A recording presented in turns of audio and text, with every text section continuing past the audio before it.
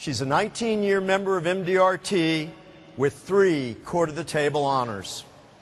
Today, Regina will share strategies she uses in her practice to build relationships of trust with her clients. Please join me in welcoming Regina Bedoya. Thank you so much. So how do you think I felt when I found out I would be following Sol Hicks on this stage?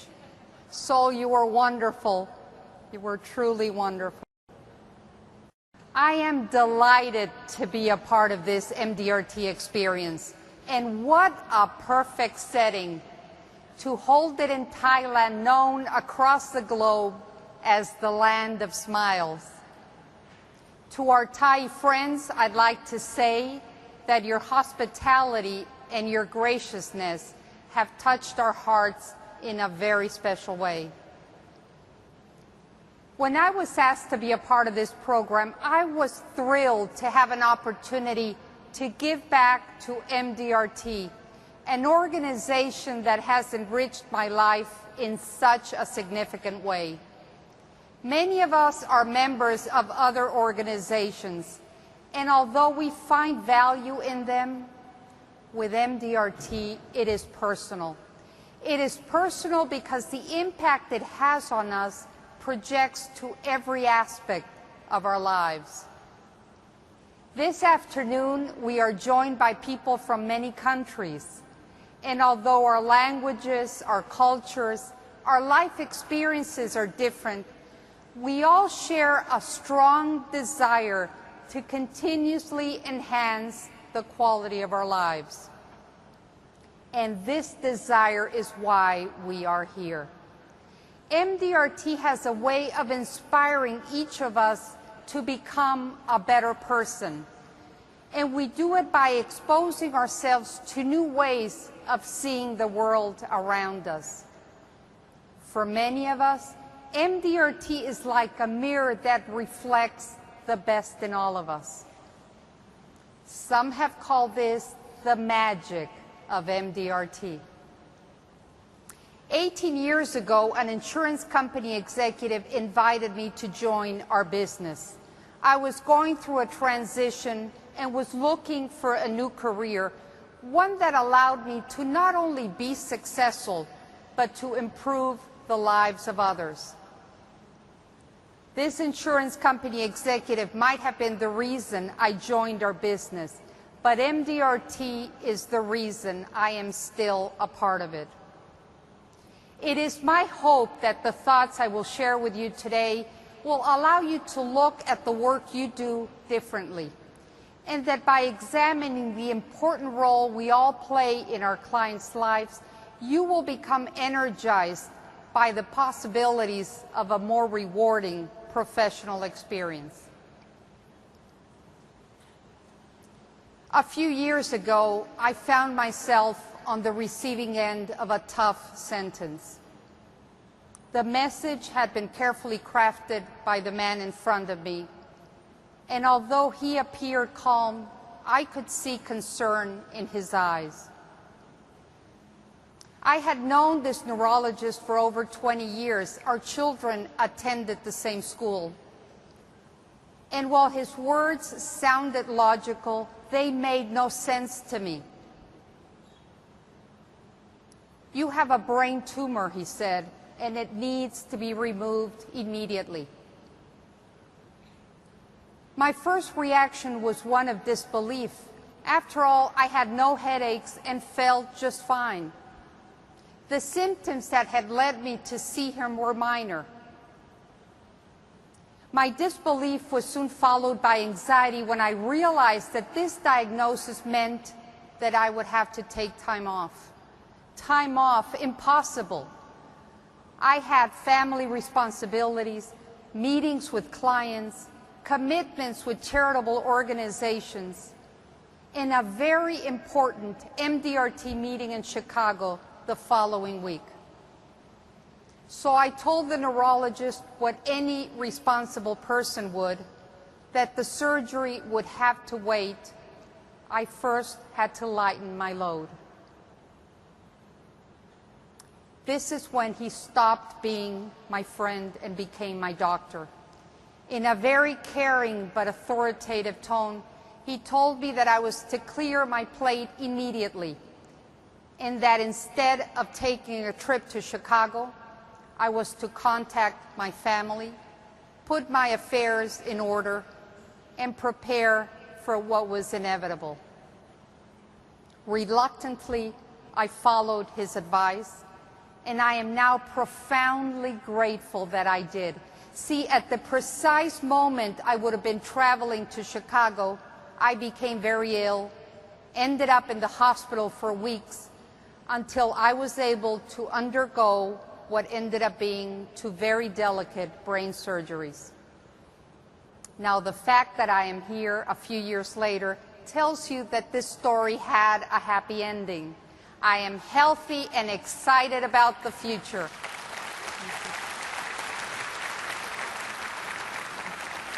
I no longer take my health for granted, and while I probably look the same for those who knew me before, I am not the same person.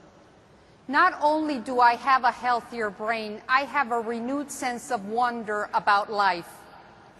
If I lived in black and white, I now live in color and the music is playing.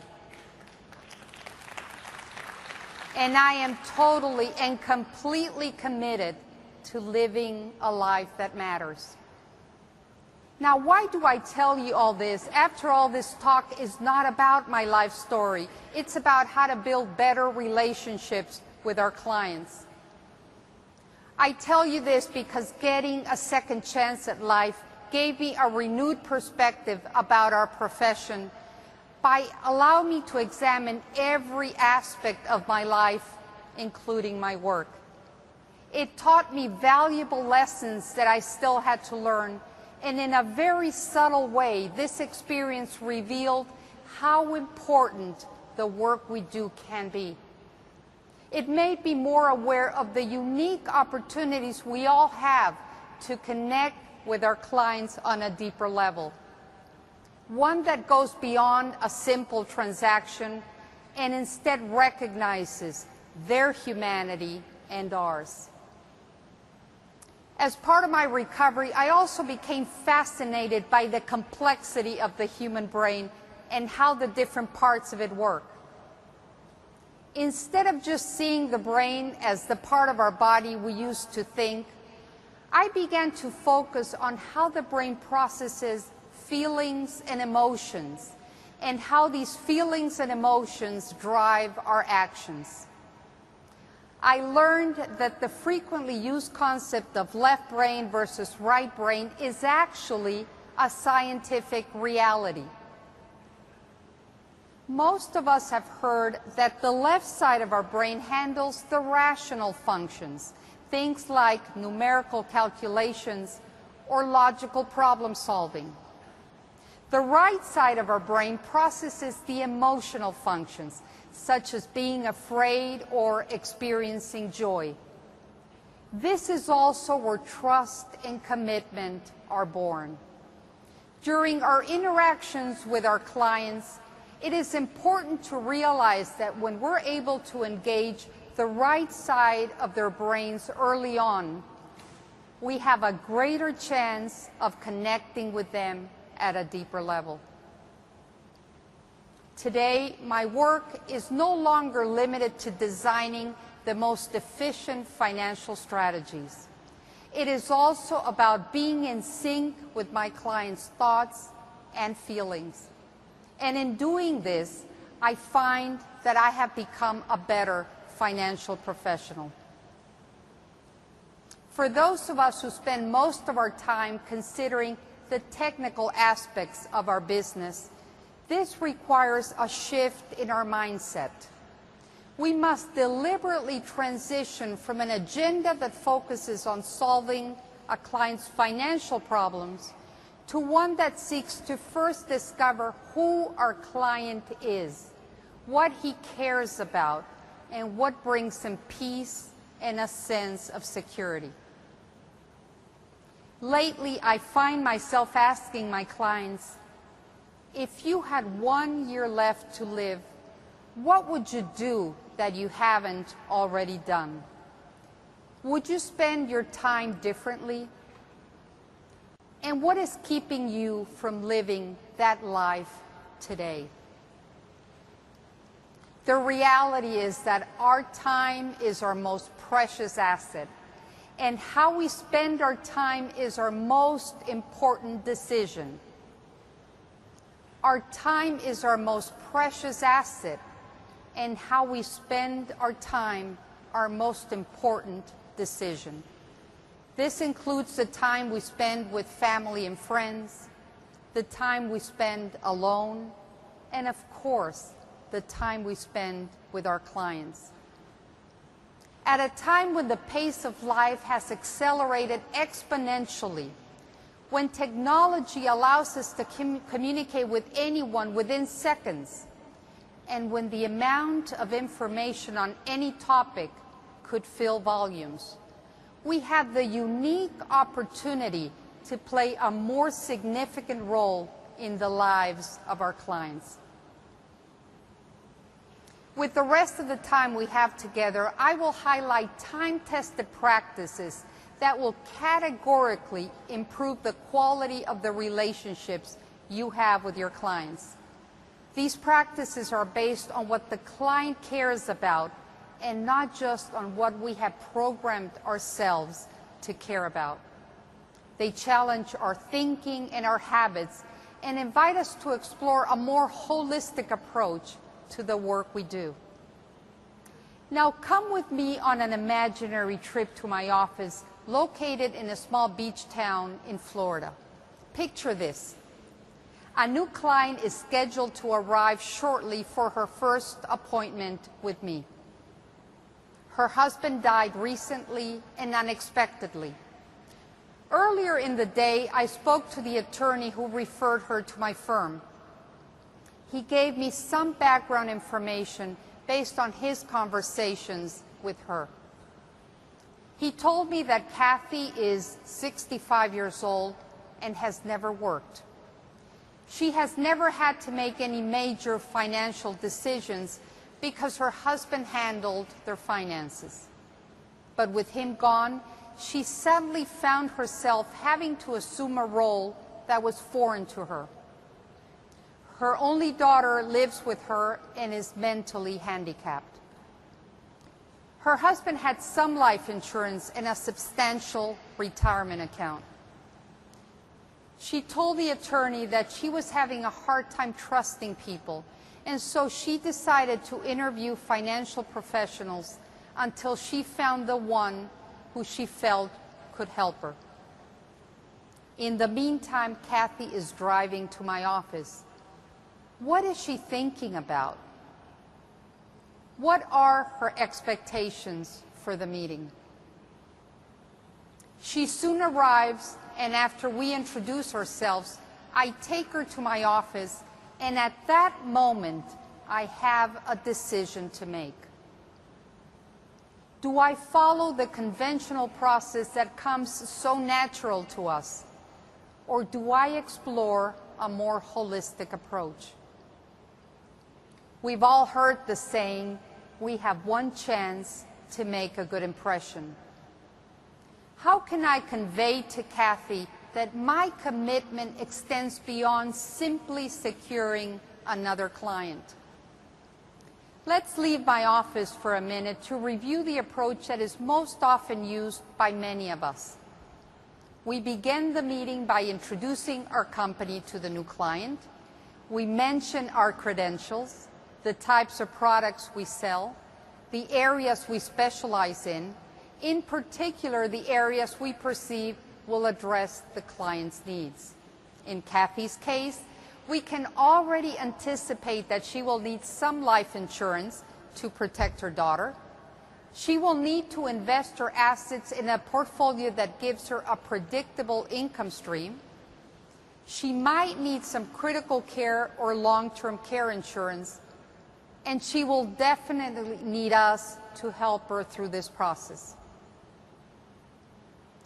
But regardless of how confident we are, we have learned that unless there is a connection first, the client does not really care about how competent or how wonderful we might be. I am not implying that credentials or experience are not important. They are very important. But we are not there yet, especially if our ultimate goal is to develop a deep and meaningful relationship with this client. Having said that, I realize that the conventional approach does work at times, but it is not the best approach. Many of us have found that assuming we know what a client needs before we have heard their story is also a mistake.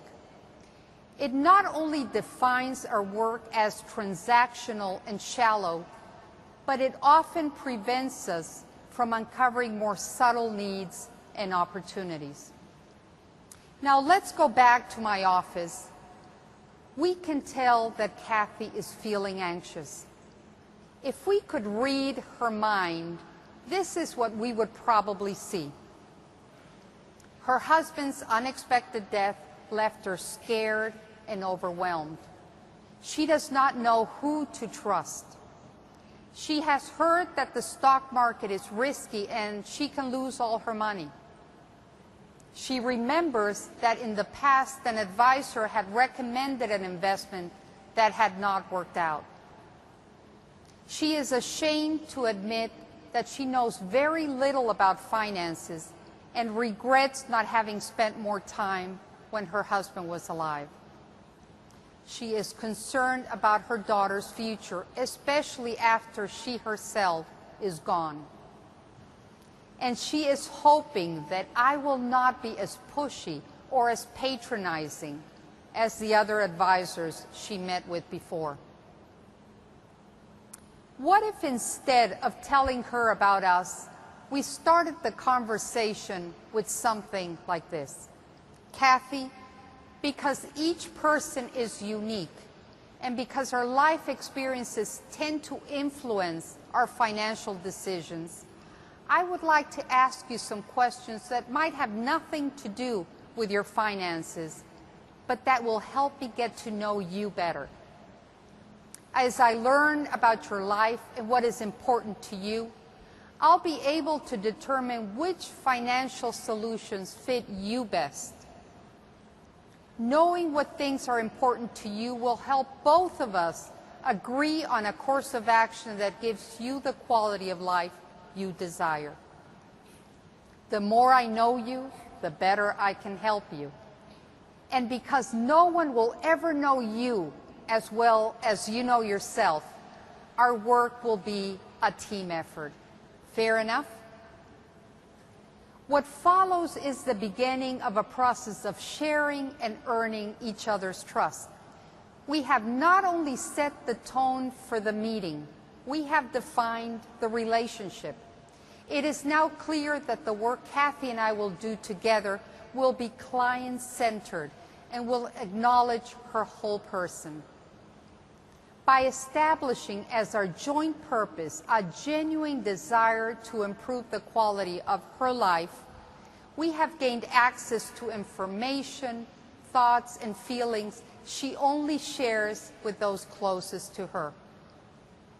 This more holistic approach gives us the ability to unfold years of experience that have defined her goals, her fears, and even her dreams.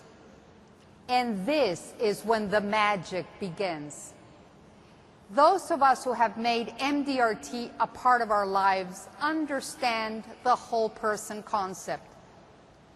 This is the concept that addresses the importance of every dimension of our humanity: family, health, business, community, and even spirituality.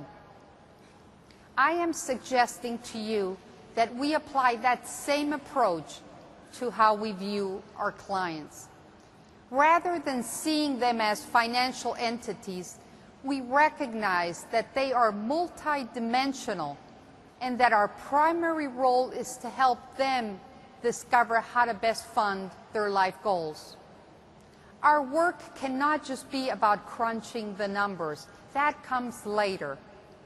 Our work begins by encouraging our clients to think about their lives. We help them clarify their goals in all areas, and together we design financial strategies to support these goals. Our first meeting with Kathy is all about Kathy and all that Kathy cares about. Because only when we provide this platform can we be the recipients of the client's valuable insights and perspectives beyond the facts and the figures. We all know, that communicating properly with a client will not guarantee us success. But we also know that not communicating properly will guarantee us failure. Our professional training has, for the most part, focused on the skills and knowledge needed to appeal to our clients' intellect, the left side of their brains. We have learned how to analyze an investment portfolio, how to design an effective life insurance program, and how to best put together a retirement plan. However, what experience has shown us is that unless an emotional connection is made first, our role in our clients' lives is replaceable. But when we start the relationship by addressing the non-financial aspects of their lives, we're on our way to building a foundation of trust and commitment, one that will inevitably result in deeper, more rewarding, and lasting relationships with our clients. A veteran advisor once told me that unless we're able to see the world through the eyes of our clients, they will eventually find an advisor who does. As I was preparing my notes for this talk, I couldn't help but be transported to my hospital room on the night before my surgery. There I was, lying in bed, surrounded by my children, my father, and several other family members. Standing at the foot of the bed, the neurosurgeon was informing us of the risks of my upcoming surgery, and they were significant. Regardless of his words, all I could hear him say was that if I made it through, it would be a miracle. I remember being at peace with any outcome, but my heart ached for my 4 children who had to endure this detailed and scary disclosure with tears streaming down their faces. Minutes after the doctor left, a nurse walked in and kindly suggested that everyone leave so I could get some rest. What I remember the most about that night were the moments that followed everyone's departure. Although I appeared calm, my mind was unsettled and confused.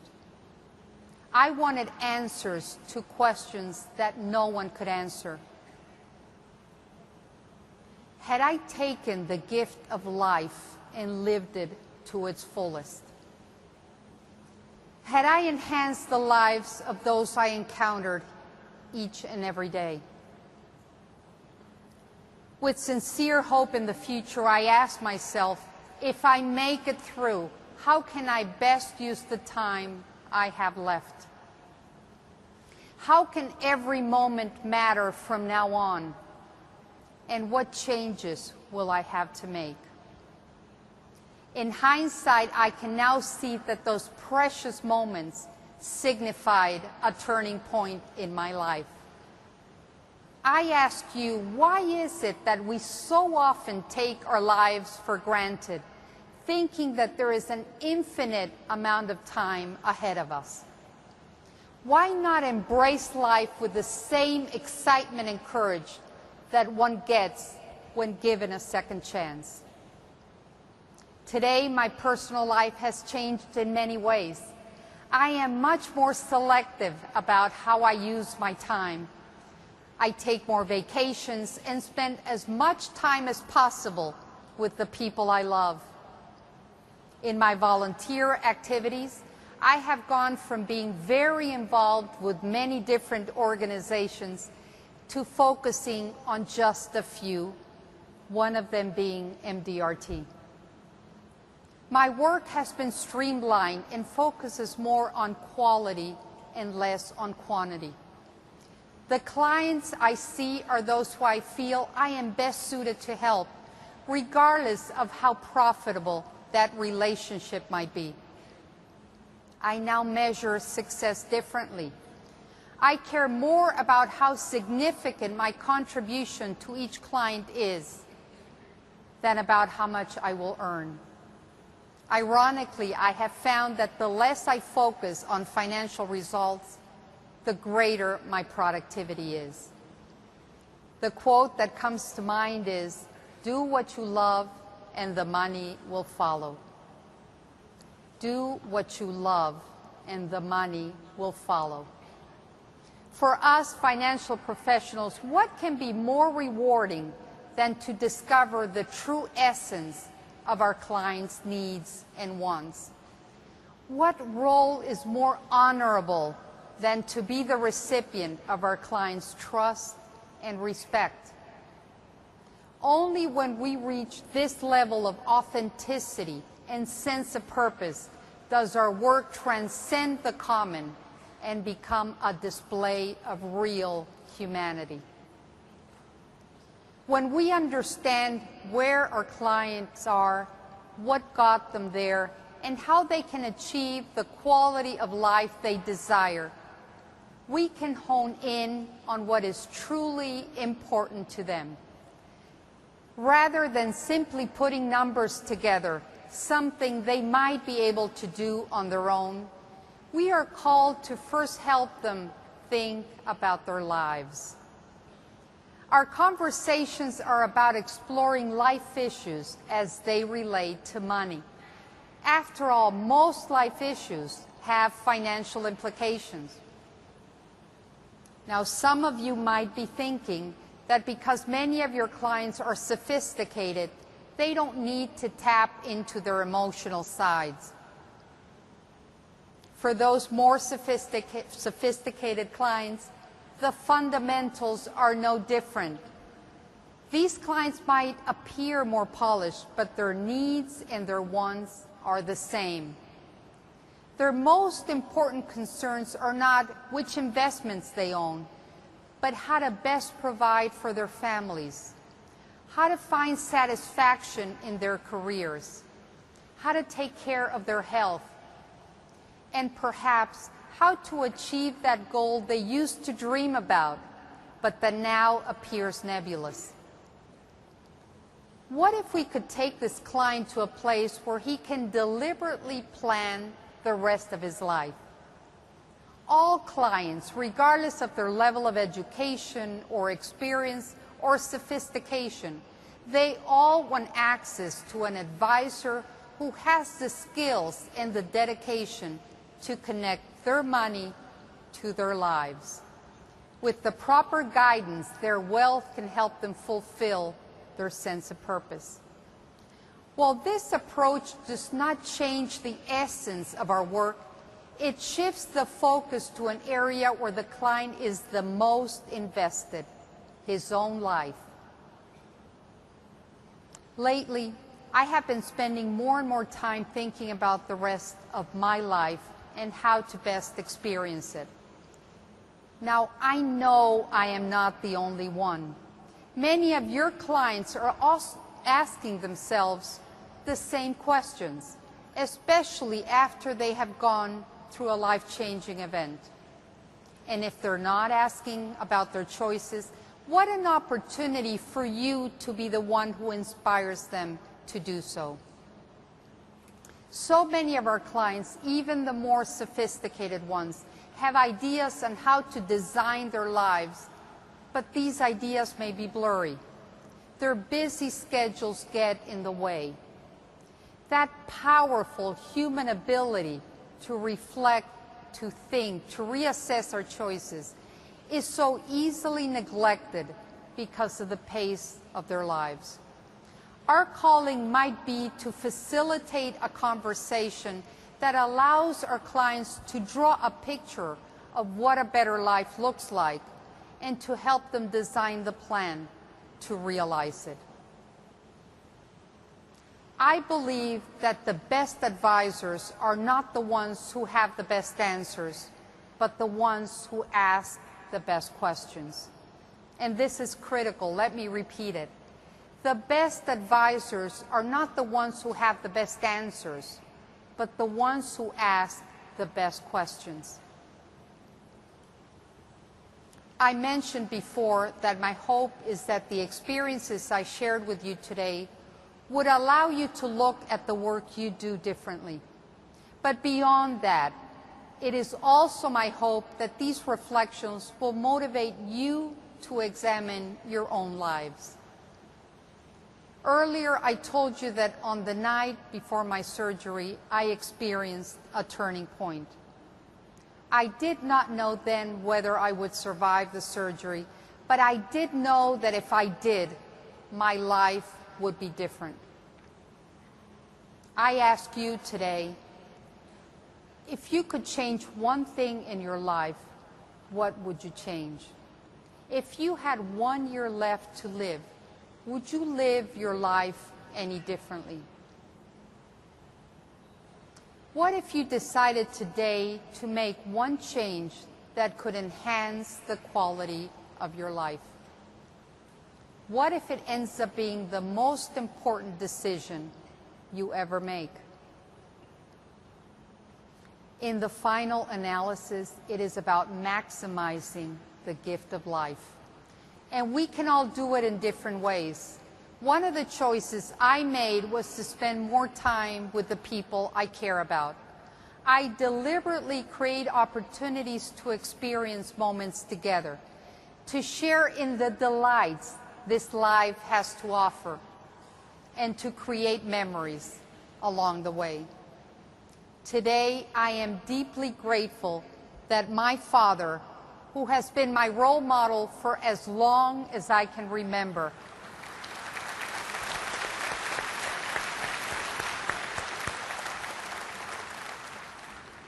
was able to join me on this trip and by my side experience the magic of MDRT. Thank you, Dad, for being here.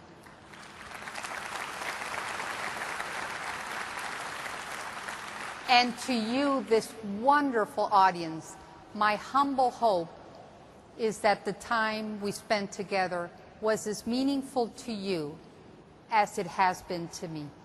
Thank you.